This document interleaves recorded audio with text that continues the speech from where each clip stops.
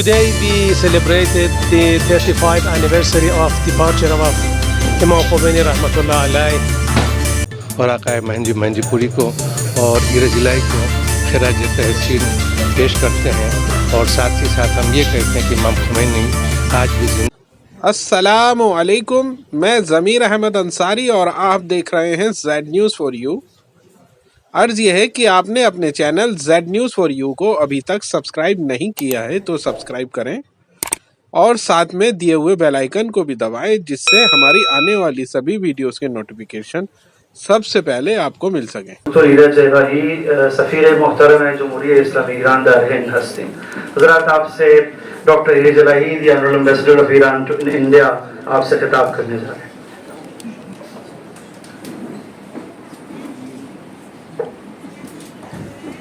السلام علیکم ورحمۃ اللہ وبرکاتہ۔ وعلیکم اعوذ باللہ من الشیطان الرجیم، بسم اللہ الرحمن الرحیم۔ قال اللہ الحکیم فی کتابہ الکریم، محمد رسول اللہ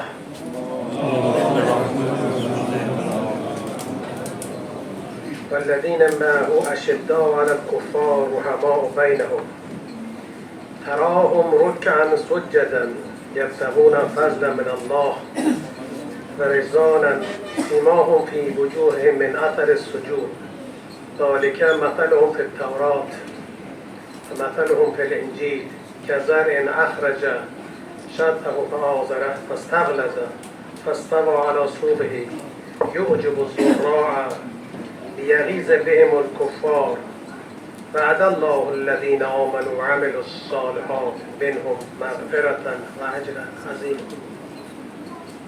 خداوند تبارک و تعالی در این آیه شریفه ویژگی‌های پیامبر اکرم و کسانی که با وجود مقدس پیامبر اکرم هستند رو توصیف می‌فرماید۔ خداوند کریم نے اس آیہ شریفہ میں اپنے ان خاص بندوں کی توصیف کی ہے کہ جنہوں نے ہمیشہ اس کے مقدس مشن میں ان کے انبیاء اور اولیاء کا ساتھ دیا ہے۔ خب جلسه منعقد شده به مناسبت بزرگداشت به مناسبت 35مین سالگرد ارتحال ملکوت امام خمینی. من ابتدا یک شعری از یک شاعر تاجیک میگویم و بعد صحبتم رو درباره ویژگی‌های شخصیتی امام خمینی عرض میکنم. یکی از شاعرهای تاجیک میفرماید که من نمیگویم که او از دار دنیا رفته است، جای او در دیده بود اکنون به دلها رفته است۔ میں اس سے قبل کہ امام خمینی کے تعلق سے کچھ عرض کروں، میں تاجکستان کے ایک شاعر کا ایک شعر آپ کے سامنے پڑھنا چاہتا ہوں، اس کے بعد امام خمینی کے بارے میں کہ جن کی 35ویں برسی کے موقع پر ہم جمع ہوئے ہیں اور ان کے بارے میں انشاءاللہ میں گفتگو کروں گا۔ تاجکستان کے اس شاعر نے کہا کہ میں یہ نہیں کہتا کہ امام خمینی دنیا سے چلے گئے ہیں، بلکہ میں یہ کہنا چاہوں گا کہ وہ پہلے صرف نگاہوں تک تھے، اب ہمارے دلوں میں راسخ ہو گئے ہیں، دلوں تک پہنچ گئے ہیں۔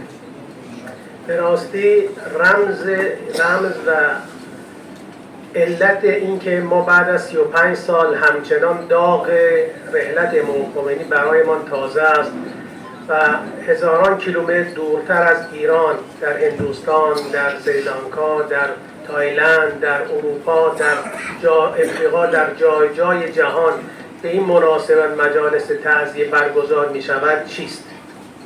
ایک اہم سوال یہ ہے کہ اتنے برسوں کے بعد امام خمینی کا غم آج بھی ہمارے لیے تازہ ہے، اور نہ صرف ایران میں بلکہ ایران سے کئی کئی ہزار کلومیٹر دور مختلف ممالک میں، یورپ میں، انڈیا میں، سری لنکا میں، بہت سارے ملکوں میں آپ کی اس برسی کے موقع پر پروگرام ہوتا ہے۔ اس کی وجہ کیا ہے؟ اگر امام خمینی یک رهبر سیاسی صرف بود، همانند بسیاری از رهبران سیاسی انقلاب‌ها و نظام‌های سیاسی، باید طی این 35 سال تازگی رحلتش کهنه شده بود و اینگونه مردم ارتباط قلبی با این حادثه برقرار نمی‌کردند۔ امام خمینی اگر دنیا کے دوسرے سیاسی رہنماؤں کی طرح اور جو صرف پولیٹیکل لیڈرز ہوتے ہیں ان کے طریقے سے اگر رہے ہوتے تو یقیناً اتنے برسوں کے بعد، اتنی دہائیوں کے بعد ان کے انتقال پر دنیا میں اس طریقے سے سوگ نہیں منایا جاتا۔ شما میبینید بسیاری از شخصیت‌های بزرگی که انقلاب‌ها رو به راه انداختن دیگر نامی از اونها در تاریخ کشورها هم نیست. آپ جانتے ہیں کہ ایسے بہت سارے سیاسی رہنما کہ جنہوں نے حتیٰ اپنے ملکوں میں انقلاب بھی برپا کیے مگر آج ان کے ملکوں میں ان کا نام لینے والا کوئی نہیں ہے. پس باید در اینجا سوال کنیم رمز این که امام خمینی زنده است، پاینده است و در دلها وجود دارد و همچنان نسبت به امام خمینی عشق ورزیده می شود چیست؟ اس سوال کا جواب تلاش کیا جانا چاہیے کہ آج بھی امام خمینی زندہ ہیں، ریلیونٹ ہیں اور تمام تر حافظوں میں محفوظ ہیں، اس کی وجہ کیا ہے؟ من قصد ندارم خیلی صحبتم رو طولانی کنم ولی با چند تا موضوع با چند تا محور تلاش میکنم این ویژگی ها رو بیان کنم.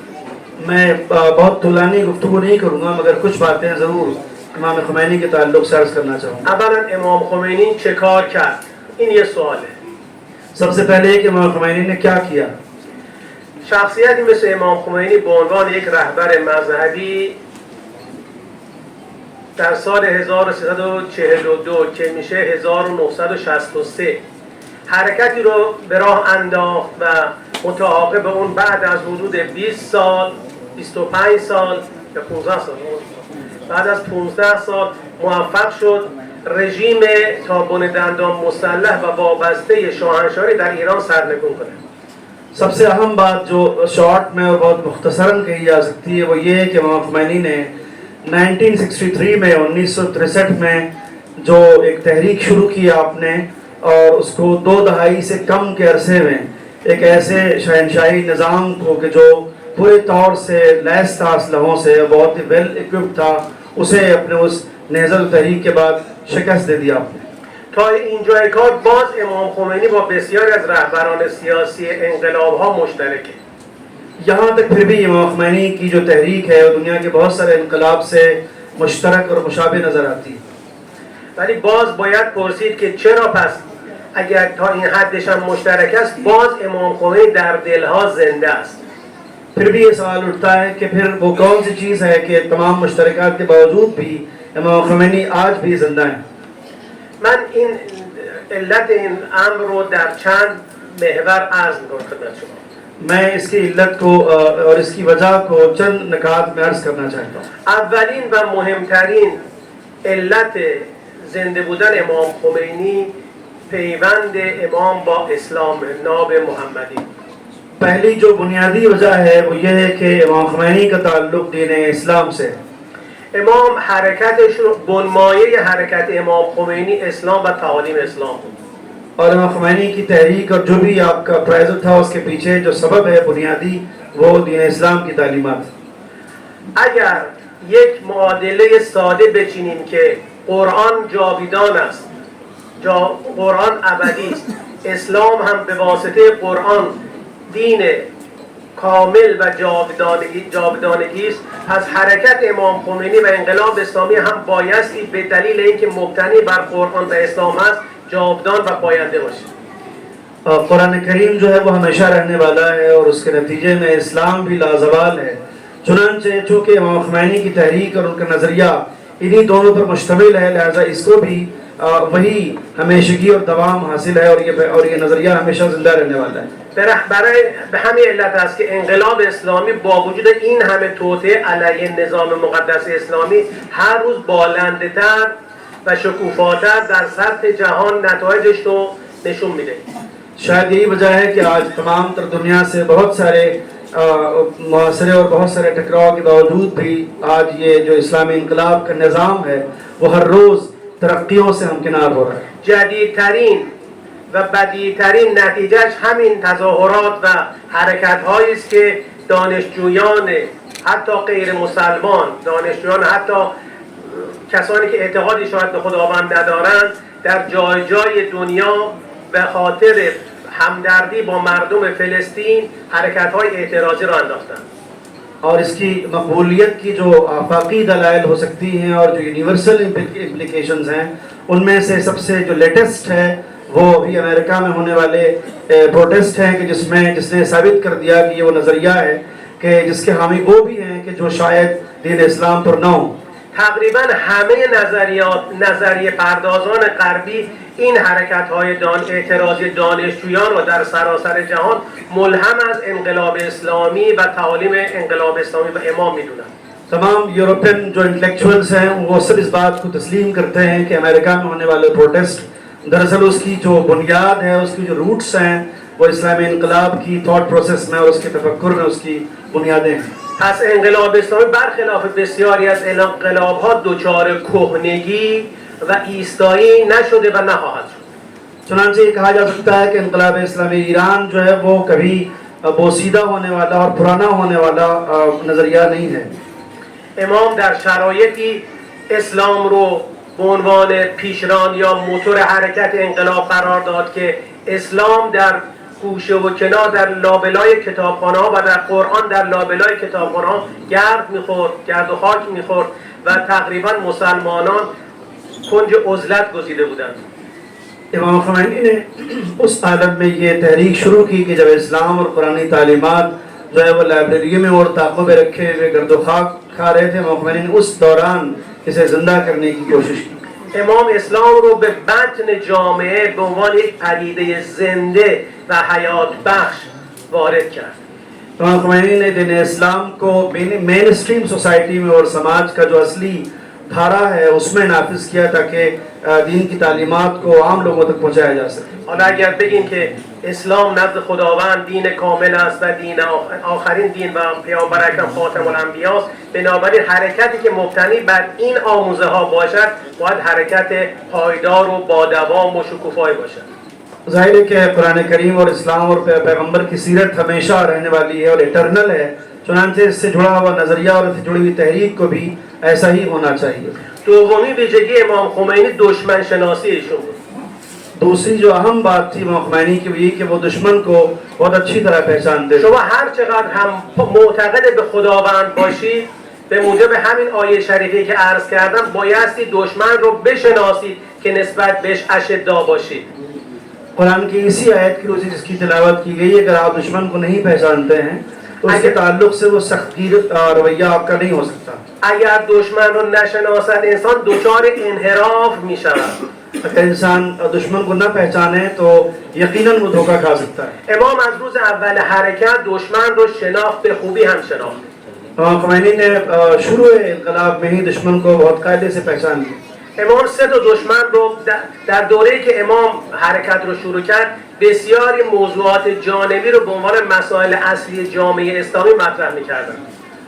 با اس زمانے میں جب اس انقلاب کی تحریک شروع ہوئی تو ایسے بہت سارے مسائل کو جو شاید اتنے امپورٹنٹ نہیں تھے اسے اصل مسئلے کے طور پر پیش کیا جاتا تھا. موضوع کمونیسم بود، موضوع انجمن حجتیه بود، موضوعات فرعی دیگری بود که برخی اینها رو به عنوان مسائل اصلی جامعه ایرانی مطرح می‌کردند. بعض ایسے انحرافی نظریات تھے کہ جن کو ایسے پیش کیا تھا جیسے دنیا اسلام کا سب سے اہم موضوع یہی ہے. اما امام نقطه یا نوک حمله رو به شخص شاه و نظام شاهنشاهی قرار داد. مگر امام خمینی نے اس ثانوی قسم کے وہ سیکنڈری کائنڈ آف ایشوز کو پیچھے رکھتے ہوئے جو اصل آپ کا فوکس تھا وہ شاہ کے اوپر، شاہ کے نظام کے اوپر تھا. و در این سعی کرد تمام انرژی رو متمرکز بر این نقطه کنه.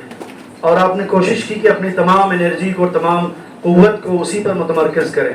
امام همزمان امریکا رو به عنوان یک دشمن ملت ها معرفی کرد. امام خمینی نے ٹھیک اسی وقت امریکہ کو تمام جو اقوام عالم ہیں اس کے دشمن کے طور پر آپ نے متعارف کرایا. امام اون زمان اسرائیل رو به عنوان سرطان جوامع اسلامی معرفی کرد. اس دور میں امام خمینی نے اسرائیل کو اسلامی معاشروں کے لیے کینسر کا عنوان دیا. شما این رو ببینید، حدود تقریبا 60 سال قبل دنیا به این بینش نرسیده بود. امریکا اینگونه خودش رو مفتضح نکرده بود، اسرائیل اینگونه خودش رو بی‌آبرو نکرده بود. حالا اگر کسی زمانی که امریکا دایه حقوق بشر داره، اسرائیل دایه مظلومیت داره، یک کسی بیاد اینها رو به عنوان دشمن بشریت معرفی کنه، بایستی گفت چقدر این فکر مترقی است. آپ یہ تصور کریں کہ 60 سال پہلے ابھی جب دنیا نے اس طریقے سے اسرائیل کو نہیں جانا تھا اور امریکہ نے ابھی اپنے آپ کو اس طرح رسوا اور خوار نہیں کیا تھا اور اسرائیل نے اپنے آپ کو دنیا میں مظلوم کہہ کر کے اس طریقے سے اپنے آپ کو بے آبرو نہیں کیا تھا. اس زمانے میں امام خمینی نے یہ اعلان کر دیا تھا. اس سے آپ اندازہ لگائیں کہ اس رہبر کبیر کی نگاہیں کتنی مستقبل اندیش تھی. لذا این موضوع دشمن شناسی جز ویژگی های اساسی است که هم بایستی رهبر از اون برخوردار باشد و هم بایستی ملت با بصیرت به این یقین و این شناخت برسد. یہ اس بات کو دھیان رکھنے کی ضرورت ہے کہ دشمن شناسی جو ہے دشمن کو پہچاننا اور جو ریئل انیمی ہے اس کو سمجھنا اتنا ضروری کیوں ہے، خود لیڈرشپ کے لیے بھی، اس قوم اس عوام کے لیے جو اس ملک میں لوگ رہتے ہیں. این همان چیزی است که رهبر معظم انقلاب اسلامی از آن تعبیر به بصیرت می‌فرماید. یہی وہ چیز ہے جسے آیت اللہ حضرت سید علی خامنہئی نے بصیرت کا عنوان دیا ہے. سومین ویژگی که امام خمینی داشت و باعث شد حرکت امام دوام پیدا بکنه پایبندی امام به اصول بود. تیسری جو اہم بات ہے وہ یہ ہے کہ امام خمینی نے اصول اور پرنسپلز کا بڑا خاص لحاظ رکھا. شما در هیچ جا وقتی تاریخ انقلاب اسلامی رو مرور میکنید در هیچ جا شما نمیبینید که این شعار که هدف وسیله را توجیه میکند در رفتار و گفتار امام دیده بشه. آپ کبھی بھی ایسا نہیں پائیں گے کہ یہ جو تھیوری ہے کہ جو آپ کا مقصد ہے اسے حاصل کرنے کے لیے کوئی بھی راستہ اختیار کیا جا سکتا ہے. کبھی امام خمینی کی سیرت میں آپ کو ایسا نظر آیا ہو. در دوره‌ای که امام مشغول مبارزه بود برخی گروه‌ها و دستجات و افراد بودند که قائل به مبارزه با رژیم شاهنشاهی بودند. اس زمانے میں بھی البتہ بعض ایسے تھے گروہ کے جو اس بات کی حمایت کرتے تھے کہ زر شاہ کا جو ہے مقابلہ کیا جانا چاہیے. در هدف با امام مشترک بودند اما قائل بودند که برای رسیدن به این هدف از هر وسیله‌ای میتوان استفاده کرد. اور وہ اس اصل جو مقصد تھا امام خمینی کا اس میں آپ کے ساتھ تھے، مگر وہ اس بات کے بھی قائل تھے کہ اس مقصد کے حصول کے لیے کوئی بھی راستہ اختیار کیا جا سکتا ہے. در همین مسیر بعضاً و به کرات تلاش کردند از حرکت‌های مسلحانه برای سرنگونی شاه استفاده کنند. چنانچہ بعضوں نے کوشش کی کہ اگر ہمیں مسلحانہ کوشش بھی کرنی پڑے شاہ کے رژیم کو ڈاؤن فال کرنے کے لیے تو وہ ہمیں کرنا چاہیے. تو حرکت مسلحانه یعنی خونریزی یعنی حق و ناحق. گاهی اوقات شما برای اینکه یک اقدام مسلحانه انجام بدید گاهی اوقات مجبور میشید یک خونی رو بلاحق بریزید. ولی امام خمینی در هیچ یک از این مراحل مبارزه قائل نبود که برای رسیدن به هدف از هر وسیله استفاده شود. ظاہر ہے کہ اگر یہ جو مسلحانہ کوشش ہے اور اسلحوں کو اٹھا کے سامنے سے لڑنے کی کوشش ہے، اگر اس کو امام خمینی نے اس کا ساتھ دیا ہوتا کہ مقصد پاکیزہ ہے لہذا ایسا کیا جا سکتا ہے، تو اس سے بہت سارے ناحق خون بہہ جاتے اور بہت سارے لوگوں کا قتل ہوتا، اور اس سے آپ نے ہمیشہ گریز کیا. من در تحقیق راجع به زندگی امام خمینی و آثار ایشون می‌کردم در مورد همین وجوهات شرعی که مطرحه امام حتی در حین مبارزه در مورد صرف وجوهات بسیار دقت نظر داشتن.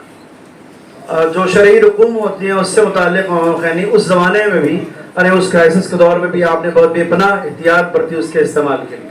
خب گاهی اوقات گفته میشود خب پول دیگه باید ما برای مبارزه مصرف کنیم دیگه، ولی امام اصلا اجازه نمیدادن بعضی از موارد بعضی از وجوهات در بعضی از راههایی که مربوط به این وضع است یا این هدف هست مصرف شد جز مواردی که شرع مقدس تعیین کرده. عام طور پہ یہ سوچا جاتا ہے کہ بہرحال پیسہ ہے اور اسے ایسے موقع پہ تو ضرور خرچ کیا جانا چاہیے، مگر یہ کہ دیکھا گیا کہ امام خمینی نے ہمیشہ اس کی احتیاط برتی.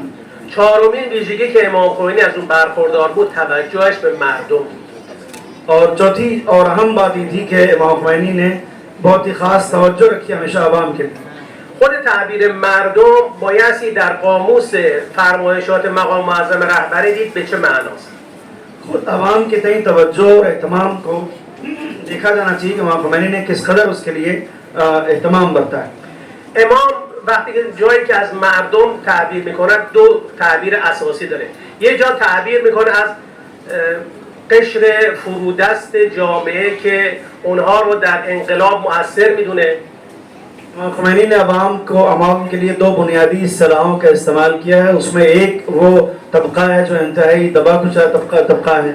بیشترین واژگانی که امام خمینی در طول سخنرانی‌هاشون پیام‌هاشون چه قبل از پیروزی انقلاب چه بعد از پیروزی انقلاب داشتن مستضعف کوخنشین در برابر کاخنشین طبقه سه‌ای هاست، پابرهنگان، بیچارگان، پایین شهری هاست و تعابیر تعابیری که حکایت از این داره که دغدغه امام دغدغه مردم فقیر بیچیزی است که در طول تاریخ دچار استضعاف شدن و حقشون مورد قصد قرار گرفته.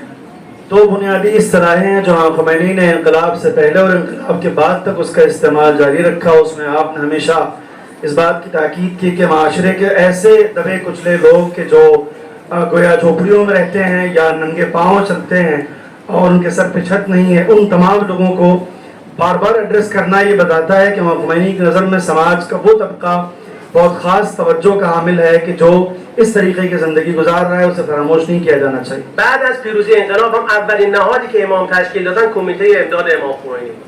انقلاب کے بعد جو سب سے پہلی اہم کمیٹی امام خمینی نے بنائی ہے. 22 بهمن انقلاب به پیروزی رسید. توی 10 یا 11 اسفند ماه 1157 کمیته امداد، حالا تعبیر کمیته نبود، آقای عسکرولادی، آقای نیری و چند نفر دیگر رو مسئول کرد که به مناطق محروم برن و رسیدگی بکنن. انقلاب کے ہونے کے فوراً بعد ایک مہینے سے کم کے عرصے میں امام خمینی نے جو ایک امداد کمیٹی تشکیل دی, اس میں 3 اہم لوگوں کو اس کا سربراہ قرار دیا اور انہیں اس بات کے لیے ذمہ دار ٹھہرایا کہ وہ معاشرے میں ایسے لوگوں کی رسیدگی کریں, ان تک پہنچیں اور ان کے مسائل کا حل کریں.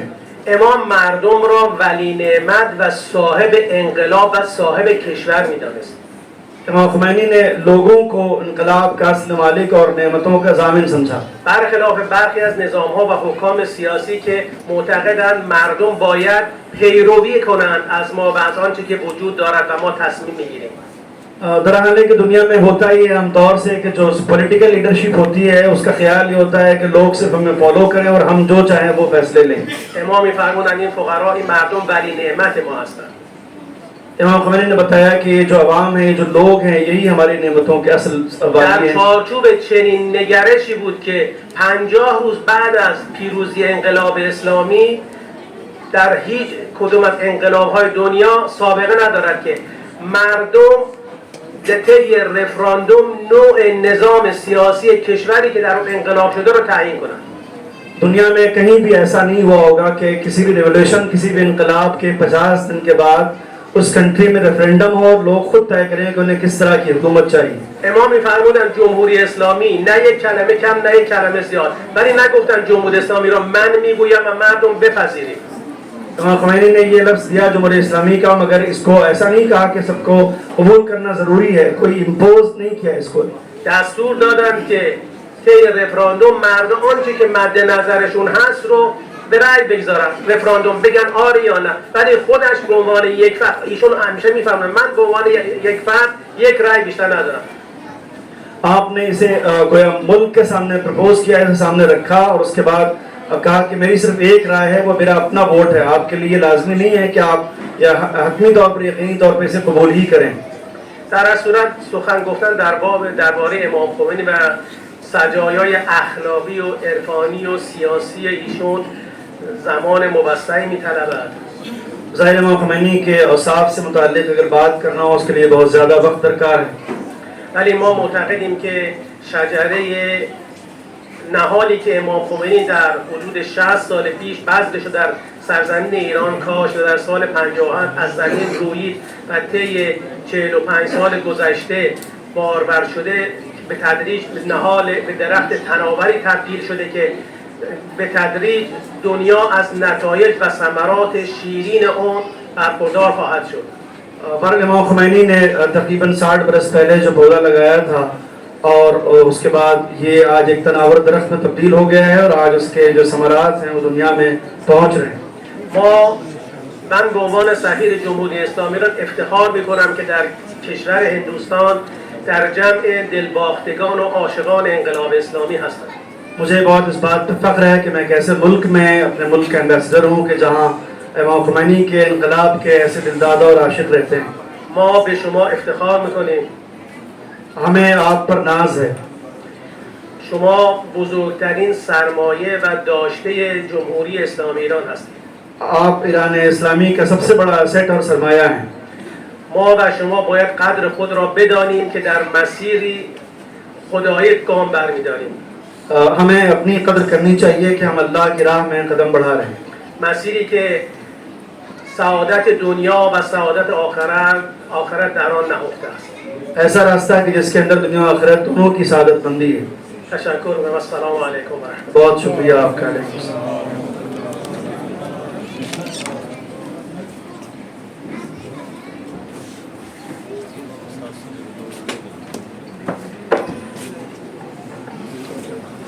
حضرات یہ تھے جناب ڈاکٹر ایرج الہی، ہندوستان میں ایران کے سفیر، اور اب آپ کا بغیر بھی وقت ہو چکے، اب ہم دھیرے دھیرے مغرب کی نماز سے قریب ہو رہے ہیں. میں بغیر آپ کا وقت لیے درخواست کروں گا حضرت الاسلام والمسلمین علیہ جناب مولانا محسن تقوی صاحب قبلہ سے تشریف لائیں اور اپنے بیان سے ہمیں مستفیض فرمائیں.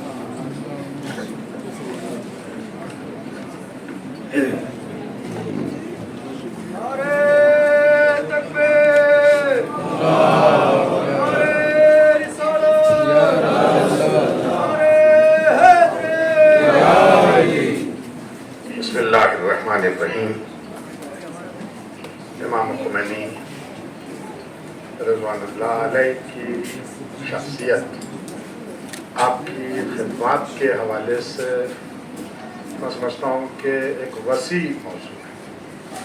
بہت کچھ کہا جا سکتا ہے اور کہا جانا چاہیے، اور بہت کچھ دقت اس موضوع کے سلسلے میں ابھی ہمیں کرنی ہوگی.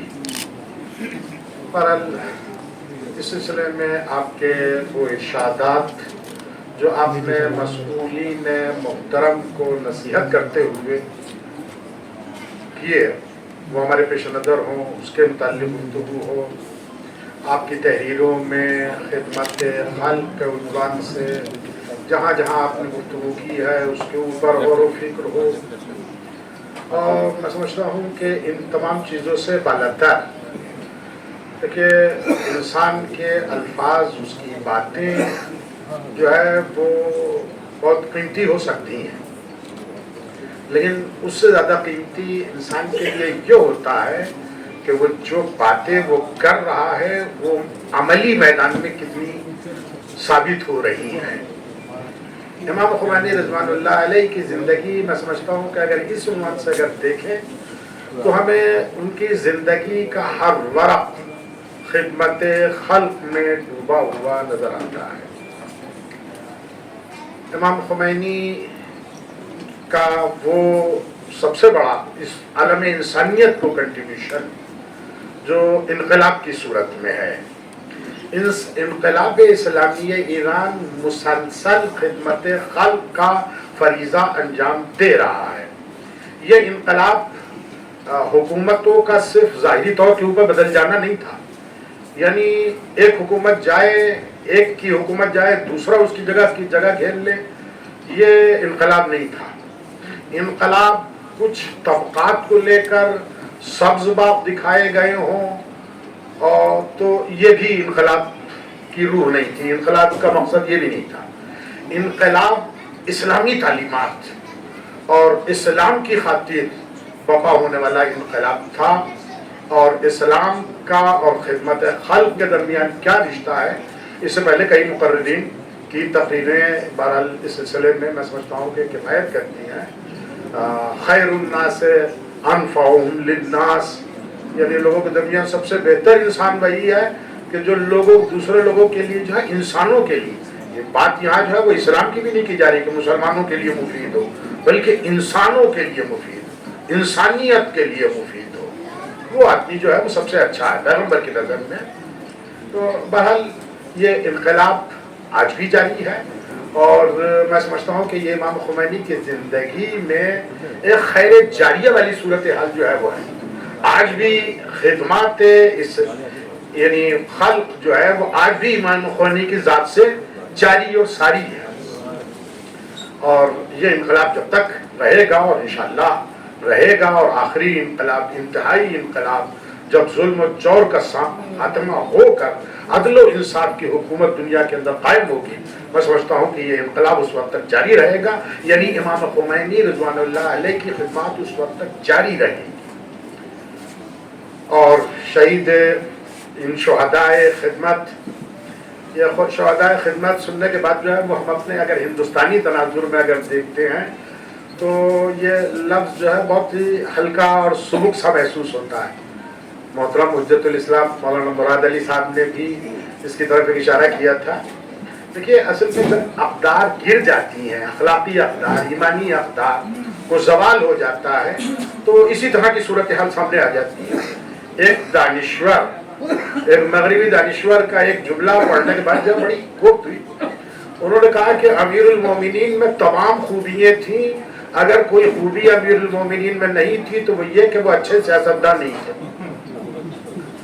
अब इस जुमले को सुनने के बाद जो है वो जाहिर है कि शिया के दिल के ऊपर क्या गुजरेगी, एक मुसलमान के दिल के ऊपर क्या गुजरेगी। लेकिन बात समझ में आई कि असलन जो चीज सियासत के नाम से इसके ज़हन में है वो वाकई अमीरुल मोमिनीन नहीं जानते थे।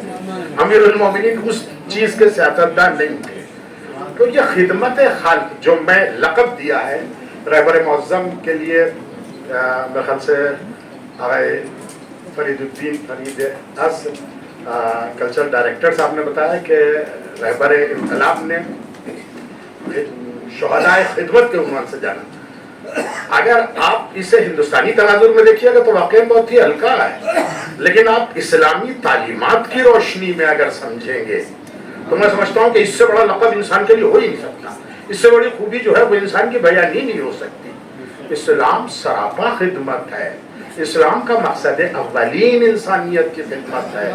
लिहाजा अगर इस तनाजुर में हम देखते हैं तो वाकई बहुत बड़ा लक़ब है, जिसे पूरी लिल्लाहियत के साथ और पूरे इखलास के साथ वाकई इन शख्सियतों ने जो है वो अंजाम दिया है और बखूबी अंजाम दिया है, और वाकई इस बात के लायक हैं कि हम इनका तज़किरा जो है वो करें, ताकि अपनी आने वाली नस्लों को एक अच्छा पैगाम, एक अच्छी नसीहत जो है वो हम फराहम कर सकें। और इसी के साथ मैं अपने अराइज़ को तमाम कर रहा हूँ। सल्लल्लाहु अलैहि मुहम्मद।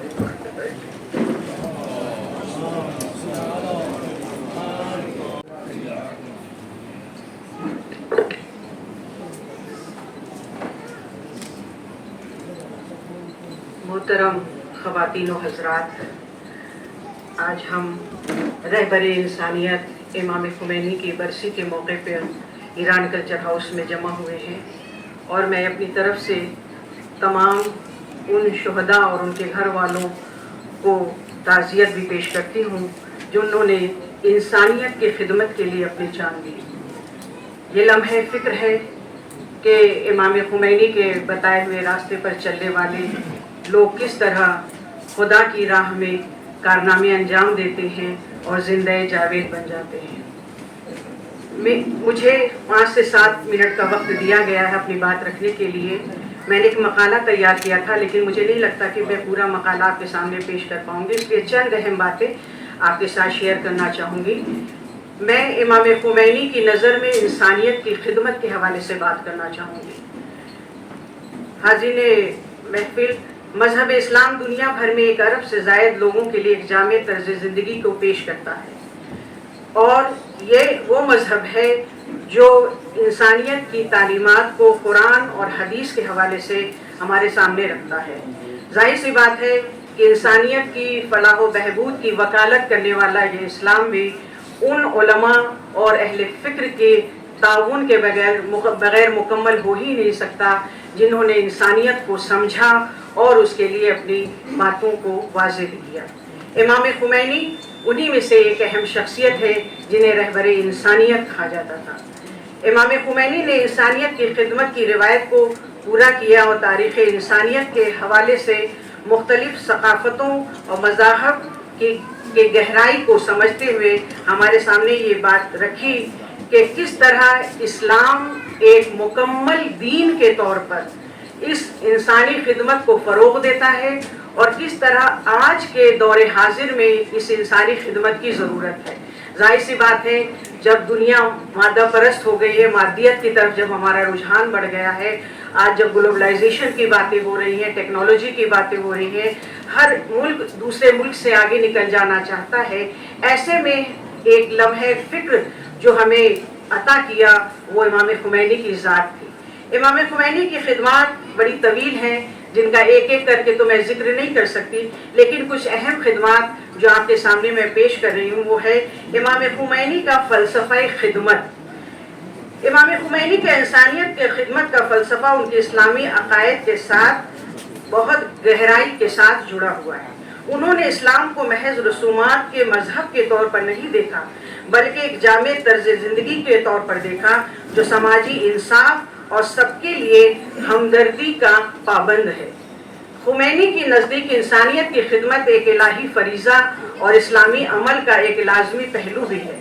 انہوں نے اس بات پر زور دیا کہ خدا کے لیے حقیقی تقویٰ اور عقیدت دوسروں کے ساتھ، خاص طور پر مظلوموں اور پسماندہ لوگوں کے لیے اپنے اعمال سے ظاہر ہونے والا عمل ہے۔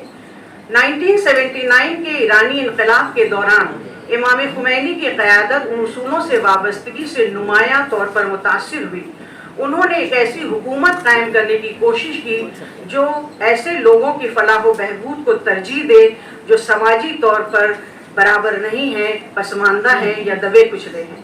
سماجی ناہمواریوں کو کم کرنے اور تمام شہریوں کے بنیادی ضروریات فراہم کرنے کے لیے آپ نے بہت زیادہ کوششیں کی۔ ان کا اسلامی حکومت کا ویژن ایسا تھا جہاں لیڈر عوام کے خادم ہوں جو انصاف، مساوات اور سب کے لیے خوشحالی کو یقینی بنانے کے لیے اپنی زندگی کو وقف کر دیں۔ 1979 کے ایرانی انقلاب کے رہنما آیت اللہ روح اللہ خمینی نے ایران کے اندر اور مسلم دنیا کے وسیع تر تناظر میں انسانی وقار اور انصاف کو برقرار رکھنے کے لیے اہم کوششیں کی۔ ان کے اعمال اور تعلیمات کا مقصد سماجی، معاشی اور سیاسی ناانصافیوں کو دور کرنا تھا۔ امام خمینی نے انقلاب کی قیادت کی جس نے 1979 میں ایران کے شاہ کا تختہ الٹ دیا، ایک ایسی حکومت جسے جابرانہ، بدعنوان اور مغربی مفادات سے ہم آہنگ دیکھا جاتا تھا۔ انقلاب کا مقصد ایرانی خود مختاری کو بحال کرنا اور ایرانی عوام کی شکایت کا ازالہ کرنا تھا۔ اس لیے اسلامی جمہوریہ ایران کا قیام عمل میں آیا، جس کا ارادہ اسلامی اصولوں، عدل و انصاف اور انسانی وقار پر مبنی حکومت بنانا تھا۔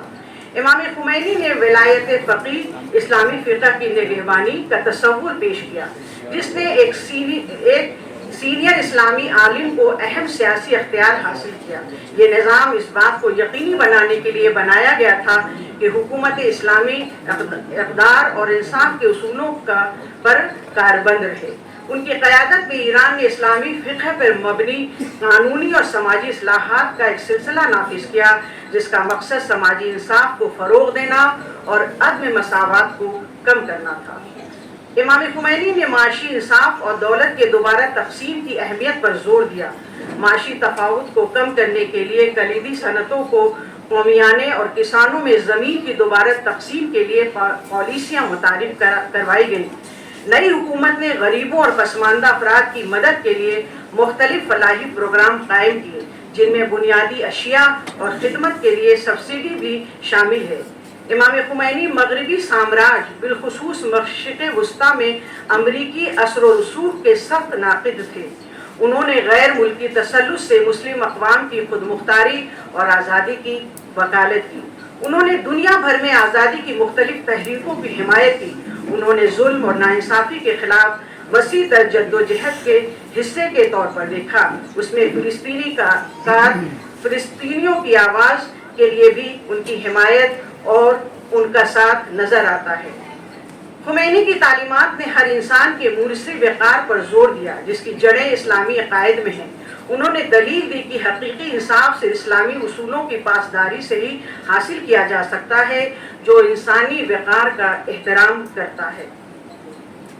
آپ نے مسلمانوں کی ثقافتی اور مذہبی شناخت کے تحفظ اور اسے فروغ دینے کی بھی کوشش کی۔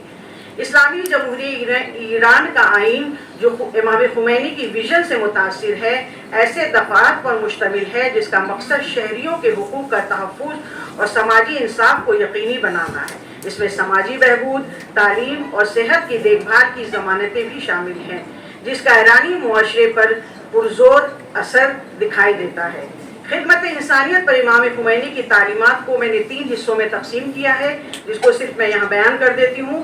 پہلی چیز جو آپ نے بیان کی کہ تعلیمات کے حوالے سے جو عملی اثر جو سماج میں پیدا ہوتا ہے وہ ہے سماجی بہبود، اور اس کے لیے پروگرام کا انعقاد آپ نے کیا، خیراتی تنظیموں کا اہتمام کیا گیا، اقتصادی اصلاحات کی گئیں، تعلیمی اقدامات اٹھائے گئے، اور اس کے علاوہ امام خمینی نے معاشرے میں مؤثر طریقے سے ہر انسان کا اپنا ایک رول ہوتا ہے، اسے یہ احساس دلانے کی کوشش کی، اور یہ احساس میں آپ کو بتا دوں کہ بلا کسی تفریق کے تھا، بنا کسی تفریق ملت کے تھا، بنا کسی صنفی جو تھا تفریق کے بیسس پہ نہیں تھا، جسے ہم جینڈر بائزڈ ہو کر کے آج کہتے ہیں۔ آج بھی ہم جو ویسٹرن آئیڈیالوجی اس کی بات کرتے ہیں اس میں کہیں نہ کہیں ہمیں جینڈر بائسز نظر آ جاتے ہیں، لیکن امام خمینی نے تعلیم کو بااختیار کاری کا ایک جو ہے آلہ قرار دیا، اور اس کے لیے انہوں نے بچیوں کی تعلیم پر بھی بہت زیادہ اثر دیا۔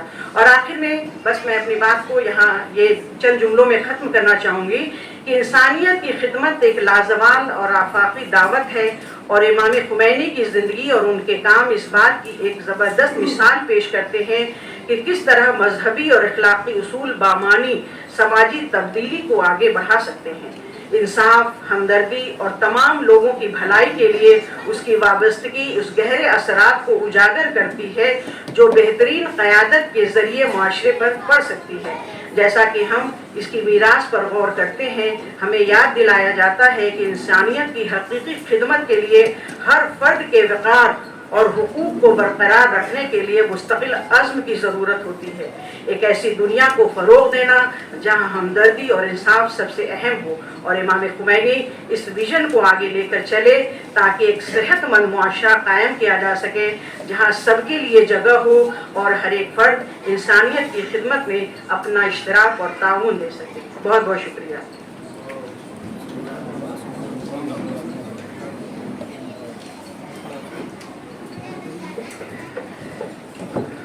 بہت شکریہ جناب پروفیسر عذرا ودی صاحبہ۔ حضرات، ہماری فہرست میں جو مہمان ہیں اس میں کاش کہ ہم سبھی سے استفادہ کرتے ہیں۔ ہمارے درمیان بہرحال بہت سارے چہرے ہوئے ہیں جو آپ کے لیے آشنا ہیں، بہت سے بزرگ مہمان ایسے ہیں جو اتفاق سے کم آنا ہوا ہے ان کا۔ میں اس سے قبل کہ جناب سفیر کو دعوت دوں، میں چاہوں گا کہ ایک کلپ ہم امام خمینی سے متعلق یہاں دیکھ لیتے ہیں، اس کے بعد ہم انشاءاللہ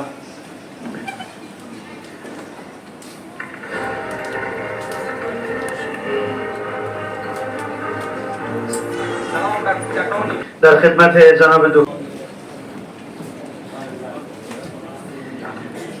یہ تھے حضرات علی جناب مولانا محسن تردوی صاحب، امام جمعہ شیعہ جامع مسجد دہلی۔ حضرات، ہمارے درمیان مختلف مقاصد فکر کے لوگ ہیں، اس میں ہمارے درمیان یہاں تشریف رکھتے ہیں آدرنی آچاریہ یشی جی ہاں، جو بدھزم کی نمائندگی فرما رہے ہیں یہاں۔ میں چاہوں گا کہ یقیناً اس موقع پر وہ اپنے خیالات کا اظہار کریں امام خمینی کے تعلق سے۔ آچاریہ یشی جی جو بدھسٹ جو پارلیمنٹ کے آپ اسپیکر بھی رہ چکے ہیں، ان کے ترجمان بھی یہ آپ سے خطاب کرنے جا رہے ہیں۔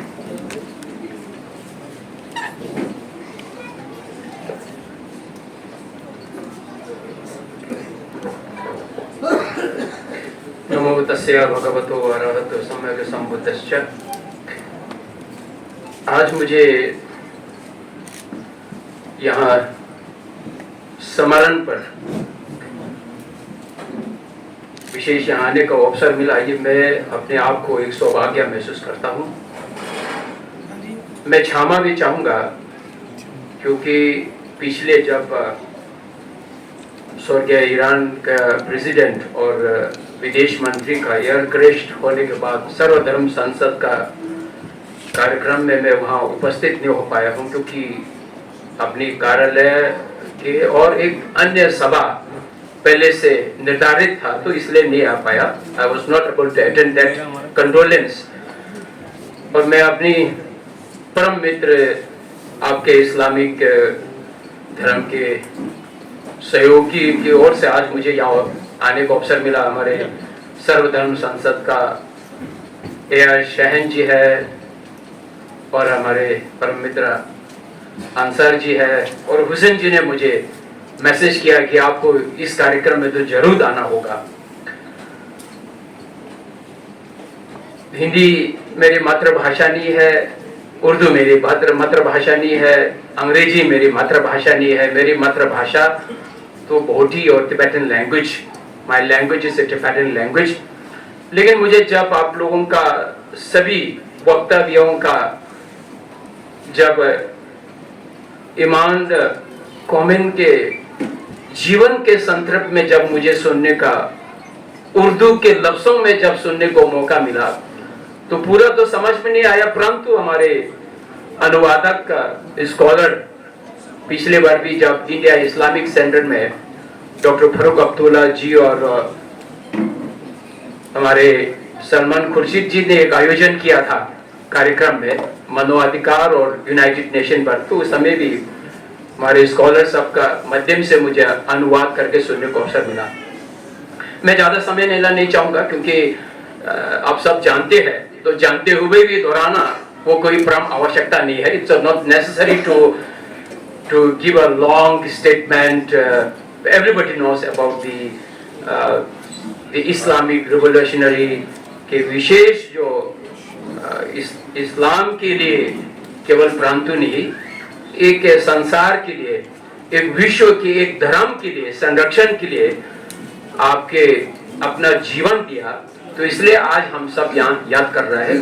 Because of that today we are here to contributions of the इमाम उमामी जी का वो हम याद कर रहे हैं और आज के दिन तक याद कर कर सीमित नहीं रहना चाहिए।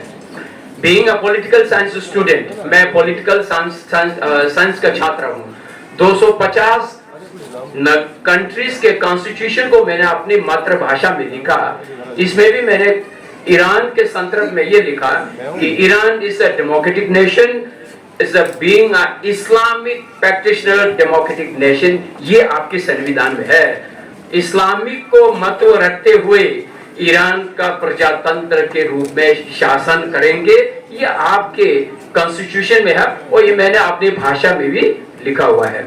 दूसरा, इस विश्व में 250 देश है और अरबिक देश तो 22 देश है। There's 22 countries, Arabic countries. उसमें से रिलीजियस कंट्री के माध्यम से प्रजातंत्र के रूप में चलने वाला इस विश्व में there is only 2 countries, that is Iran and Vatican city. इस दो के अलावा बाकी नहीं है।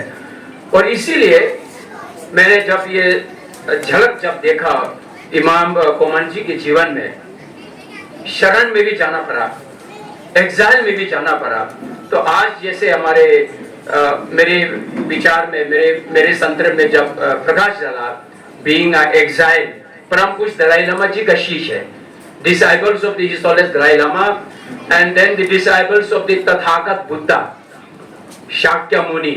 तो इसीलिए धर्म का संरक्षण के लिए जिसने कौम के लिए के अपने जीवन जो बलिदान किया, समर्पण किया, उनका स्मरण करना बड़ी आवश्यकता है। और विशेष करके यंगर जनरेशन के लिए, हम और आप तो बालपन क्या है, आर और पार के नजदीक में है, परंतु नौजवानों के यंगर जनरेशन को जब तक ये सृष्ट रहेंगे, जब तक ये संसार रहेंगे, तब तक ईरान भी रहेंगे, तिब्बत में रहेंगे, भारत में रहेंगे, पूरे विश्व रहेंगे। तो इसीलिए उस धर्म को निरंतर, एक संस्कृति को, एक परंपरा को, एक रीति रिवाज को नगाना परम आवश्यकता है।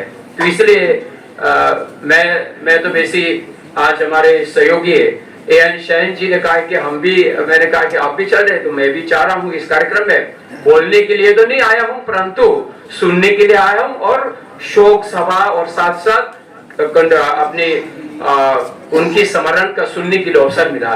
तो इसलिए जितना आज यहाँ आपके अनेक स्कॉलर्स, एम्बेसडर्स, सभी लोगों ने, धर्म गुरु, सभी लोगों ने जो जताया है, उसको यहाँ से सुन के यहाँ तक, यहाँ से छोड़ना नहीं चाहिए। यहाँ से सुन के मन में रखना चाहिए और अपने जीवन में प्रयोग में लाना चाहिए। सबसे महत्वपूर्ण اور میں نے پچھلے بار اسلامک سینٹر میں بھی یہی کہا کہ تبت میں بھی اسلامک پریکٹیشنر ہے. ایسا نہیں ہے کہ تبت میں بہت دھرم ہی ہے, ایسا نہیں ہے. 5% in Tibet we have a Lhasa Khache, the Islamic practitioners. وہ لوگ بھی شرن میں کشمیر کے اپنا سری نگر میں نواسط ہے, آپ کے کلنپور میں ہے, مراد آباد میں بھی ہے, لکھنؤ میں بھی ہے, انیک جگہ میں تبت کے لوگ بھی اسلامی پریکٹیشنر لوگ بھی ہے. میں اتنا ہی آپ لوگوں سے آہوان کرنا چاہوں گا, انورودھ کرنا چاہوں گا, جہاں پر النگھن ہو رہا ہے وہاں سب کو آواز اٹھانا چاہیے. کیول اپنے مقصد تک سیمت نہیں رہنا چاہیے. دھرم کے لوگوں کو تو واستو میں جہاں سنکٹ ہے, آج وشو میں پورا سنکٹ میں ہے. آپ کے دھرم میں بھی سنکٹ ہے, بودھ کو بھی سنکٹ ہے. ہر دھرم کے جب سنکٹ ہے تو کیول جلوس اور جلسہ اور سبھا کرنے تک سیمت نہیں, ایمانداری سے اپنا ہم بھی جیوت رہنا ہے تو وہ بھی جیوت رہنا چاہیے. مانو جیسے ابھی بتایا تھا, تو اس کے انوسار آپ لوگوں کو سہیوگ کرنا چاہیے. میں اتنی اپنی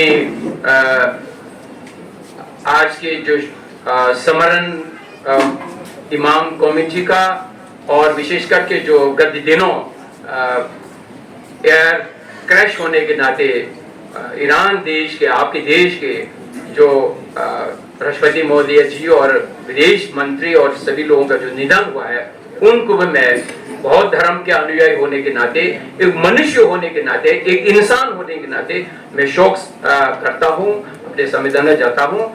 اور انہی شبدوں کے ساتھ میں چاہوں گا کہ میرے بھاشا آپ لوگوں کو سمجھ میں آئے ہوں گے. کوشش کیا میں نے کچھ لفظ رکھنے کے لیے, اور میں جے جگت جب بولیں گے تو ایران بھی جگت ہو ہے کے اندر ہے, تبت بھی جگت کا اندر ہے, سبھی دیش جگت کا اندر ہے. تو جے جگت اور جے دھرم اور جے سنسکرتی, جے پرمپرا, جے ریتی رواج, جے انسان, جے پورے سنسار, ان شبدوں کے ساتھ میں پناہ اپنے نمن کرتے ہوئے مجھے آج یہاں اپستھت ہونے کا جو سوبھاگیہ ملا وہ بھی, اور آپ لوگوں سے سننے کا اور ملنے کا, انسان سے انسان کا ملنے کا وہ جو ہے, اس سے بڑا کوئی دھرم نہیں ہے. یہی شبدوں کے ساتھ نمن کرتا ہوں, نمن کرتا ہوں, نمن کرتا ہوں.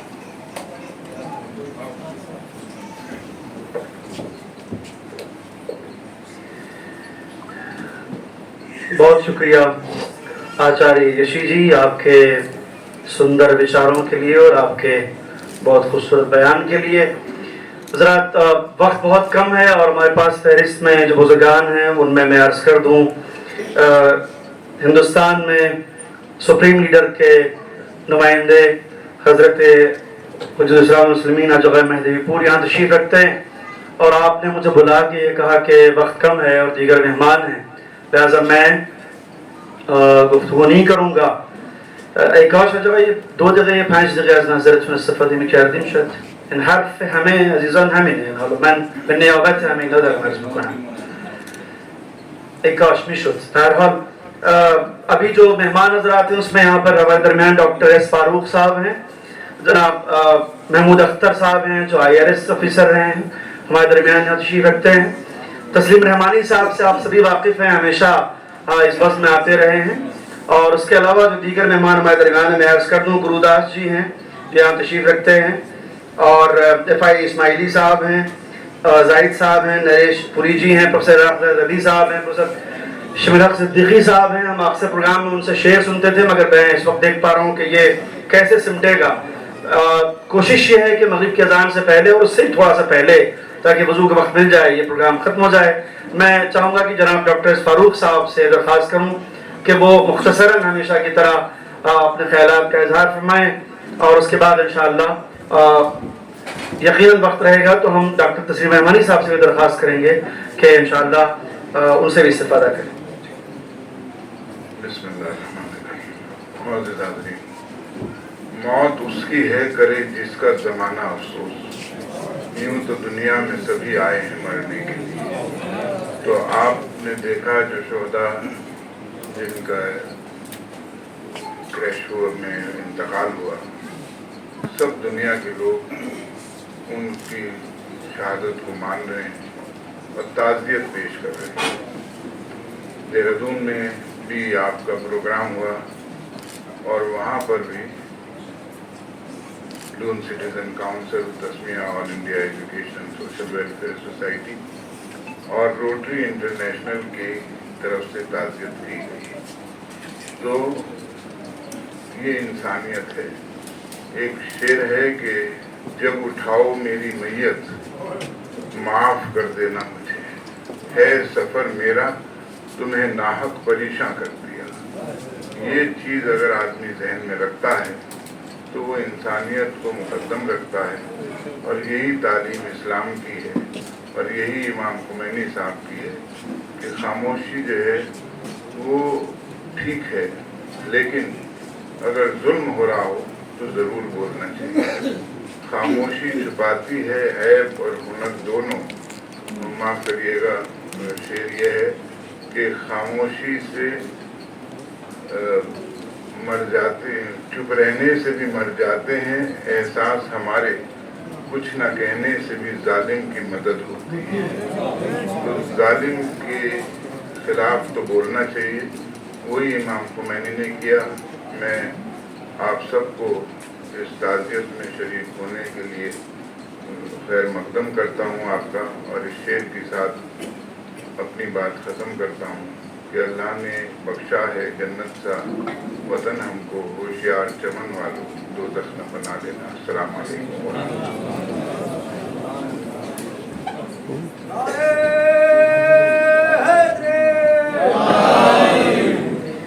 बहुत शुक्रिया जनाब डॉक्टर फारूक साहब। मैं दरख्वास्त करूंगा जनाब तस्लीम रहमानी साहब से कि तशरीफ़ लाएँ। All India Muslim political forum के आप चेयरमैन हैं। आपसे दरख्वास्त है कि मक़्ता महफिल के तौर पर आज आपसे इस्तेफ़ादा किया जाए। अर्ज़ कर दूँ कि ये महफिल गम है और मजलिस है। हमारे यहाँ महफिल से मुराद हिंदुस्तान और उर्दू ज़बान में एक ख़ास किस्म का मफ़हूम है, तो शायद बहुत मुनासिब लफ्ज़ ना हो। औज़ुबिल्लाहिमिनश्शैतानिर्रजीम बिस्मिल्लाहिर्रहमानिर्रहीम नहमदुहु व नसल्ली अला रसूलिही व आलिहिल करीम। अम्मा बाद, खिदमत खल्क़ के लिए पैदा किया इंसान को, खिदमत खल्क़ के लिए पैदा किया इंसान को, वरना ताअत के लिए कब न थे कर्रो बयां। सामईन मोहतरम, सबसे पहले मैं आज हज़रत इमाम खुमैनी रहमतुल्लाह अलैह की 35वीं बरसी पर उन्हें और अहले ईरान को, अहले इस्लाम को खराज अक़ीदत पेश करता हूँ। उसके साथ तमाम शोदाए खिदमत जिसके बारे में जिसकी तारीफ हज़रत मौलाना मोहसिन तक़वी साहब ने फरमाई, इनकी खिदमत में भी ताज़ियत पेश करता हूँ। और जो मौजू है 5 मिनट में उसका अहाता मुझे मुमकिन दिखाई नहीं देता। खिदमत खल्क़ और इमाम खुमैनी रहमतुल्लाह अलैह, ये बहुत वसी मौजू है, इस पर कम से कम 1 घंटा गुफ्तगू की जा सकती है, इतना अहम मौजू है। और मैं सफ़ीर मोहतरम से भी और ईरान कल्चर काउंसलर साहब से भी ये दरख्वास्त करना चाहूँगा कि इतने अहम मौजू को किसी मौके पर कुछ और जो दानिश्वर हजरात हैं उनकी सैर हासिल गुफ्तगू का मौका मिलना चाहिए। जहाँ तक इमाम खुमैनी अलैहिर्रहमा का ताल्लुक़ खिदमत खल्क़ से है, मुझे ये कहने में कोई तामुल हरगिज़ नहीं है कि इनक़लाब ईरानी इस्लामी ईरान अपने आप में खिदमत खल्क़ का एक इनक़लाब था जो मानून हो गया हज़रत इमाम खुमैनी रहमतुल्लाह अलैह से। गुफ्तगू बहुत तवील हो सकती है, लेकिन चंद स्टैटिस्टिक्स में आपकी खिदमत में पेश करूँ। खिदमत खल्क़, इससे पहले मैं अर्ज़ कर दूँ, खिदमत खल्क़ ये हो सकता है कि आप पानी की सबील गर्मी में लगा दें, शरबत के आप कहीं सबीले लगा दें, आप कहीं कोई मेडिकल कैंप खोल दें, आप कहीं कोई खैराती डिस्पेंसरी खोल दें, ये एक पार्ट है खिदमत खल्क़ का। लेकिन खिदमत खल्क़ का जो असल जो मंसूबा है, असल जो मकसद है खिदमत खल्क़ का, वो तो इंसान की जो नशोनुमा है और जो इंसान के अपने अंदर मौजूद सलाहियतें हैं उसका इजहार करने का आजादाना मौका मिलना, असल खिदमत खल्क़ तो ये है کہ جب میں اپنی مرضی کے مطابق اپنے اندر موجود اپنے معافی ضمیر کو ادا کر سکوں اور اپنے ہی جیسے انسانوں کو خدمت کرنے کا اور اس کے تعاون کرنے کا موقع حاصل کر سکوں، اصل خدمت یہ ہے۔ اور اس نقطۂ نظر سے دیکھیں تو اسلامی حکمرانی، پولیٹیکل گورننس، حکمراں کا مطلب صرف یہ نہیں ہے کہ وہ حکم چلائے گا اور اس کا حکم رائج ہوگا۔ حکم رائج کرنے کا کام سڑک کا غنڈہ بھی کرتا ہے، اور ہم دیکھ رہے ہیں کہ سڑک کے غنڈے جب حکمراں بن جاتے ہیں تو ان کے نزدیک حکمرانی کا مقصد صرف اتنا ہوتا ہے کہ ایک بنیے کی دکان وہ کیسے چلائیں گے، ایک گروسری شاپ کیسے چلائیں گے۔ اکنامک، آپ دیکھیں ساری دنیا میں جو گورنمنٹس بھی ہیں ان کا جو بیسک آئیڈیا ہے، جو فاؤنڈیشن ہے، وہ ہے ان کا اکنامک گروتھ، کہ وہ کتنا اکنامکلی گرو کرتے ہیں، وہ معاشی طور پر کتنے طاقتور ہیں۔ ہر ملک اپنی طاقت کا انڈیکس اپنے اکنامک گروتھ سے ناپتا ہے، ہیومن گروتھ سے نہیں ناپتا ہے۔ اور یہ فرق ہے۔ اسلامی حکمرانی جسے امام خمینی نے 21ویں صدی میں رائج کیا، آبسلیٹ جسے کہہ رہے تھے کہ اسلام آبسلیٹ ہو گیا ہے، امام خمینی علیہ الرحمہ نے کہا کہ نہیں، آبسلیٹ نہیں ہوا، یہ ریلیونٹ ہے، اور قیامت تک اسلام کا حکمرانی ریلیونٹ اس لیے رہے گا کہ وہ ایک اقدار انسانی کی بات کرتا ہے۔ اور پالیٹکس کی جو ڈیفینیشن ہے وہ ڈیفینیشن یہ ہے جو ارسطو نے کہی تھی قبل مسیح میں، سول سوسائٹی کا ڈیولپمنٹ از پالیٹکس۔ حکمت مدنیہ کو سیاست کہتے ہیں، اسلام میں اس کی تعریف موجود ہے۔ حکمت مدنیہ کا مطلب ہیومن انڈیکس کا گروتھ، اور اگر ہیومن انڈیکس کا گروتھ نہیں ہو رہا ہے تو ساری کی ساری وہ حکومتیں جو ہیومن انڈیکس کو دبا رہی ہیں وہ ظالم ہیں، دمنکاری ہیں، خلاف انسانیت ہیں، حقوق انسانی کی مخالف ہیں، اور ان کو حکومت کرنے کا کوئی حق نہیں ہونا چاہیے۔ اسلام ایسی نہیں۔ اور آپ دیکھیں اس تناظر میں یہ چھوٹے سے اسٹیٹسٹکس 1 منٹ میں آپ کے خدمت میں عرض کر رہا ہوں، اس سے اندازہ ہوگا کہ امام خمینی علیہ الرحمہ کا خدمت خلق سے تعلق کیا ہے۔ آپ اللہ جانتے ہیں پچھلے 45 سال سے، بلکہ اس سے پہلے سے، جو سینکشنز ہیں، اکنامک سینکشنز ایران کے اوپر مکمل طور پر معاشی مقاطعہ ہے، اس کے باوجود کبھی بھی خدمت خلق کو حکومت کے لیے، ثروت کے لیے، دولت کے لیے استعمال نہیں کیا کہ ہم خدمت کریں گے خلق کی، قوم کی، علاقے کی، تو ہم کو اس کے بعد اور حکومت اور ثروت ملے گی۔ امام خمینی رحمۃ اللہ علیہ نے جب بھی قوم کی خدمت کی تو خدا کو مد نظر رکھ کے کی، خدا کو مد نظر رکھتے ہوئے، رسول خدا کو مد نظر رکھتے ہوئے، ان کی نگاہ میں قرآن مجید کا یہ قول ہمیشہ رہا کہ جو رسول ہیں، جو پیغمبر اکرم ہیں، ان کی سب سے بڑی خصوصیت یہ ہے کہ وہ قوم کی تکلیف سے انہیں تکلیف ہوتی ہے۔ قوم جب پریشان ہوتی ہے تو رسول خدا پریشان ہوتے ہیں۔ اس فکر کے مطابق امام خمینی رحمۃ اللہ علیہ نے قدم اٹھایا۔ مشہور و معروف تصویر امام خمینی کی جو رائج ہے، ہاتھ میں چائے لیے ہوئے اور لوگوں کو پیش کرتے ہوئے، وہ کس زمانے کی تصویر ہے؟ عام طور پر جو بھی زیارت کرنے کے لیے جاتا ہے اس کا ہم و غم یہ ہوتا ہے کہ وہ زیادہ سے زیادہ ذری کے پاس رہے، زیادہ سے زیادہ دعا کرتا رہے، زیادہ سے زیادہ ورد کرتا رہے، زیادہ سے زیادہ قرآن پڑھتا رہے۔ لیکن امام خمینی علیہ الرحمہ کی جو روش اور جو سیرت بیان کی گئی ہے، جب اپنے احباب، انقلاب سے پہلے جب اپنے احباب کے ساتھ گرمیوں کی چھٹیوں میں جاتے تھے مشہد مقدس زیارت کے لیے، تو سب سے پہلے جو زیارت کر کے واپس لوٹتا تھا وہ امام خمینی کی ذات تھی۔ اور واپس لوٹ کے وہ کرتے کیا تھے؟ وہ آنے والے زائرین کے لیے چائے درست کرتے تھے، چائے بناتے تھے، اور تاکہ وہ زائرین جب آئے تو ان کی خدمت کی جا سکے، اس لیے کہ وہ امام رضا کے زائر ہیں۔ یہ سلسلہ جب یہاں آغاز سے امام خمینی کی فکر میں تھا کہ لوگوں کی خدمت خدا تک پہنچنے کا ذریعہ، یہ کہاں سے آئی فکر؟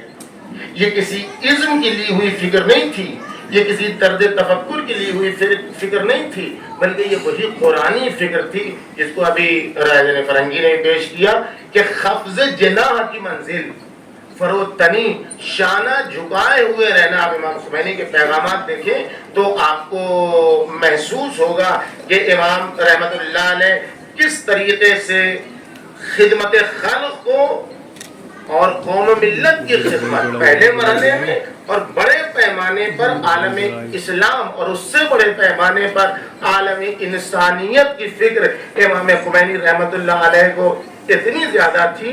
वो मशहूर वाक़या जो इमाम खुमैनी ने दुनिया के सामने पेश किया। देखिए, खिदमत में दो उंसुर होता है। एक वक्त किसी को कुछ देते रहना, ये भी खिदमत है, कुछ कामयाबी अता करते रहना, ये भी खिदमत है, और एक वक्त खिदमत की राह में जो आफतें आने वाली हैं, जो बलाएं आने वाली हैं, जो मुश्किलात आने वाली हैं, उनको बरतरफ करना भी बहुत बड़ी खिदमत है। फकत देते रहना, कुछ पहुंचाते रहना खिदमत नहीं है, रुकावटों को दूर करना भी खिदमत का एक बहुत बड़ा हिस्सा है। इमाम खुमैनी रहमतुल्लाह अलैह की जात वो थी जो मुल्क ईरान के लिए, दुनिया में कितने खिदमत करने वाले हैं जो अपने मुल्क के लिए सोचते हैं, और सोचना चाहिए। हर मुल्क वाले को अपने मुल्क के लिए सोचना चाहिए, उसका फर्ज मनसबी है, उसको सोचना चाहिए। लेकिन इमाम खुमैनी उस आफाकी इंसान का नाम था जिसकी फिक्र आफाकी थी, इसलिए कि वो जिस फिक्र को फॉलो कर रहे थे वो यमलाउल अर्ज़ा क़िस्तम व अदला कमा मुलियत ज़ुल्मन व जौरा की फिक्र थी। उस फिक्र को वो फॉलो कर रहे थे, इसलिए इस फिक्र की राह में आने वाली रुकावटों को भी देख रहे थे कि खिदमत रसानी के लिए जो इस राह में सबसे बड़ी रुकावट है वो इसराइल है। इसराइल फकत मुसलमानों के लिए गुद्दा सरतानी नहीं है, इसराइल फकत दूसरे लोगों के लिए नहीं बल्कि आलम इंसानियत के लिए इसराइल गुद्दा सरतानी है और कैंसर का फोड़ा है। इसलिए इमाम खुमैनी ने इस खिदमत में ये जुमला पेश किया था कि अगर सारी दुनिया मिलके एक बाल्टी पानी इजराइल की तरफ फेंक दे तो इजराइल डूब मरेगा। इसलिए कि इजराइल के लिए जरूरत है खिदमत उसी वक्त दुनिया तक पहुंच सकती है जब सफ़े हस्ती से इजराइल नाबूद हो जाए। और आज हम देख रहे हैं कि इजराइल फकत मुसलमानों का दुश्मन नहीं है, इस वक्त दुनिया में नन्हे नन्हे बच्चों की आवाज उसी खुमैनी कबीर के इनकलाब और उसी खुमैनी कबीर की आवाज का नतीजा है, उसी खिदमत खल्क का नतीजा है जिसकी बुनियाद पर आज हम देख रहे हैं कि अमेरिका में भी है तब भी मर्ग बर अमेरिका का नारा लग रहा है, फ्रांस में है तब भी मर्ग बर अमेरिका का नारा लग रहा है। यह खिदमत खल्क का इमाम खुमैनी का जज्बा था जो आज 35वें साल में भी सारी दुनिया को पैगाम पहुंचा रहा है कि खिदमत के लिए अपनी फलाह को नहीं देखो बल्कि इंसानियत को देखो। खुदा को निगाह में रख के खिदमत करोगे तो जिंदा भी रहोगे तब भी जिंदा रहोगे, मर भी जाओगे तब भी जिंदा जावेद हो जाओगे। अस्सलामु अलैकुम व रहमतुल्लाहि व बरकातुहू।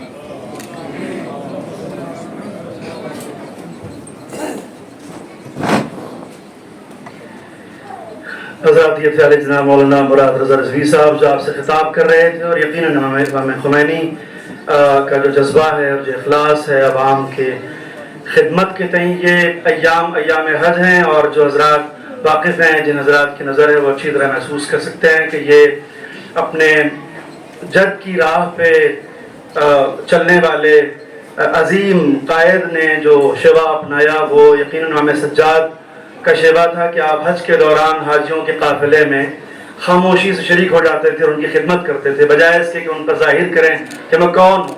इस हद तक तवाज़ो इनकिसारी और इस तरीके से खिदमत करना बगैर ये बताए हुए कि मैं कौन हूँ। इमाम खुमैनी यकीनन अपने उन अइम्मा और अपने अजदाद की उस रविश पर अमल करने वाले उन माबूद चंद कायदीन में हैं जिन्होंने बड़े इखलास के साथ और बड़ी सादगी के साथ कौम की, मिल्लत की और उस तफक्कुर की खिदमत की जिसे दीन इस्लाम कहा जाता है। मैं बगैर कोई आपके वक्त ले हुए दरख्वास्त गुजार हूँ जनाब डॉक्टर रज़ील इस्लाम साहब हमारे दरमियान तशरीफ रखते हैं जो जमात इस्लामी के सेक्रेटरी हैं, और उसके अलावा एक मैगज़ीन है जमात इस्लामी की, आप उसके ज़िम्मेदार भी हैं। आपसे खिताब कर रहे हैं जनाब डॉक्टर रज़ील इस्लाम साहब जमात इस्लामी हिंद।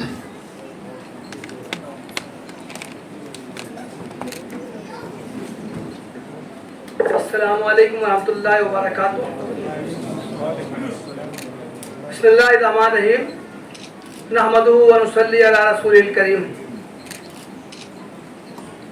आज हम लोग कायद इनकलाब इमाम खुमैनी की बरसी के मौके पर शुहदा की याद में जमा हुए हैं। इस मौके पर खिदमत खल्क़ इमाम खुमैनी की तालीमात की रोशनी में इस मौजू पर कुछ बातें अर्ज करने की सआदत मुझे हासिल हो रही है। हम सब जानते हैं कि हर मजहब में खिदमत खल्क़ पर बहुत ज़्यादा जोर दिया गया है और उसे एक अहम काम की हैसियत दी गई। लेकिन इस्लाम के एक तालिब इल्म होने की हैसियत से मैं ये अर्ज़ करना चाहता हूँ कि इस्लाम में खिदमत खल्क़ पर इतना ज़्यादा जोर दिया गया है कि उसको इबादत का दर्जा दिया गया है। इंसानों की खिदमत को अल्लाह ताला की इबादत के मुसाबिक करार दिया गया है। इस मौजू पर बहुत सी कुरान मजीद की आयत हैं, बहुत सी अहादीस हैं। मैं सिर्फ एक हदीस आपके सामने में पेश करना मैं चाहूँगा। वो हदीस ये है कि क़यामत में अल्लाह ताला बंदे से पूछेगा कि मैं भूखा था, तुमने मुझे खाना क्यों नहीं खिलाया। बंदा कहेगा कि अल्लाह ताला तू तो रब है तमाम इंसानों का, तू कैसे भूखा रह सकता है। अल्लाह ताला ये कहेगा कि मेरा फला बंदा भूखा था, तूने उसको खाना नहीं खिलाया। अगर तू उसको खाना खिलाता तो मुझे उसके पास पाता। इसी तरह हदीस में आता है कि अल्लाह ताला एक बंदे से कहेगा कि मैं प्यासा था, तूने मुझे पानी क्यों नहीं पिलाया। बंदा इसी तरह कहेगा कि अल्लाह ताला तू हकमुल हाकिमीन है, तू रब है, तू कहाँ प्यासा हो सकता है। अल्लाह ताला ये फरमाएगा कि मेरा फला बंदा प्यासा था, अगर तू उसको पानी पिलाता तो मुझको उसके पास पाता। इसी तरह हदीस में ये भी है कि अल्लाह ताला ये फरमाएगा मैं बीमार था, तूने मेरी इयादत क्यों नहीं की। बंदा कहेगा कि अल्लाह ताला तू कैसे बीमार हो सकता है। अल्लाह ताला फरमाएगा कि मेरा फला बंदा बीमार था, तू अगर उसकी इयादत करता, उसकी तीमारदारी करता तो मुझे उसके पास पाता। ये हदीस वाज़ेह करती है कि इंसानों की खिदमत गोया कि अल्लाह ताला की इबादत के बराबर उसको करार दिया गया है। इमाम खुमैनी की जो अफकार, उनके इरशादात, उनकी तालीमात पर हम जब नज़र डालते हैं तो हम देखते हैं कि इमाम खुमैनी ने भी खिदमत खल्क़ को उतनी ही ज़्यादा अहमियत दी। इमाम खुमैनी के अक़वाल में खिदमत खल्क़ को सराहत से इबादत से ताबीर किया गया है। इमाम खुमैनी के फरमुदात को यहाँ पेश करने का मौका नहीं है। मैं उनके चंद जुमले उनके एक पैगाम से पेश करना मैं चाहता हूँ। 1982 में उन्होंने एक पैगाम जारी किया था। उसके अल्फाज हैं, मैं खुदावंद तबारक व तआला से दुआ करता हूँ कि पूरा मुल्क ईरान, हर वो जगह जहाँ आप दोस्तों की सुकूनत है, हर उस मशगले और पेशे में कि जिसमें ये बावकार अफराद मशगूल हैं, उनका महल क़याम इलाही माहौल से मामूर हो, यानी उनका काम खुदा के लिए, खुदा के बंदों की खिदमत के लिए और इस्लाम की खिदमत के लिए हो, क्योंकि ये सबसे बड़ी इबादतों में से है। खल्क़ खुदा की खिदमत और इस्लाम की खिदमत इबादत है। और मैं तवक्को रखता हूँ कि आप जहाँ कहीं भी हैं, आपका इदारा और आपकी तमाम खिदमात इबादत बन जाएं। और मुझे तवक्को है कि आप सब इस्लाम से किए हुए अहद, इस्लामी अहकाम से किए हुए अहद और इस्लामी जमहूरिया से अपनी वफादारी के अहद के तहत खुदा के बंदों, कमज़ोरों और महरूमों की खिदमत अपना फरीज़ा करार देंगे और सबसे ज़्यादा महरूम तबकों का ख्याल रखेंगे। और ये खुद एक बहुत बड़ी इबादत है। हमने ये देखा कि इस मुख्तसर इक़्तिबास में इमाम खुमैनी ने बार बार इंसानों की खिदमत को, कमज़ोरों महरूमों की खिदमत को और अपने मुल्क के अफराद की खिदमत को इबादत से ताबीर किया। जमात इस्लामी हिंद ने इनकलाब बर्पा होने के वक्त से इमाम खुमैनी, ईरान की हुकूमत और उसके ओहदा परदाजों को अपनी तायीद से नवाजा है। जमात ने हर मौके पर ईरान की खिदमात की सताइश की है और जब भी वो मुल्क किसी आजमाइश से दो चार हुआ है उसके लिए अपनी हमदर्दी और दुआओं से नवाजा है। अभी हाल में जो ये एक अजीम हादसा हुआ जिसमें कि मुतअद्दिद कीमती जाने गई, तो इस मौके पर भी जमात इस्लामी के अमीर सैयद सादुल्लाह हुसैनी साहब ने यह सफारत खाने में हाजिर होकर अपनी ताज़ियत पेश की थी। जमात इस्लामी की तरफ से ऐसे हर मौके पर हम ईरान की तारीफ करते हैं।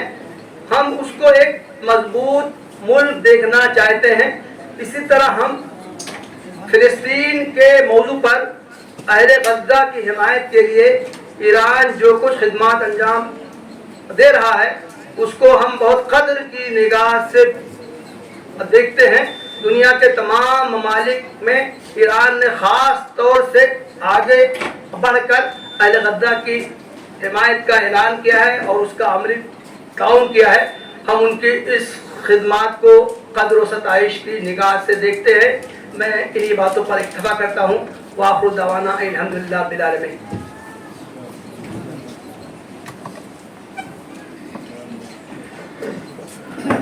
Today we celebrated the 35th anniversary of departure of Imam Khomeini Rahmatullah Alayh with our dear Indian brothers and sisters. We are glad that we are witnessing sympathy and solidarity of Indian with Iranian nation in different occasions. Recently we witnessed great condolence and sympathy of Indian and government of India on occasion of the martyrdom of President Raisi. We respect this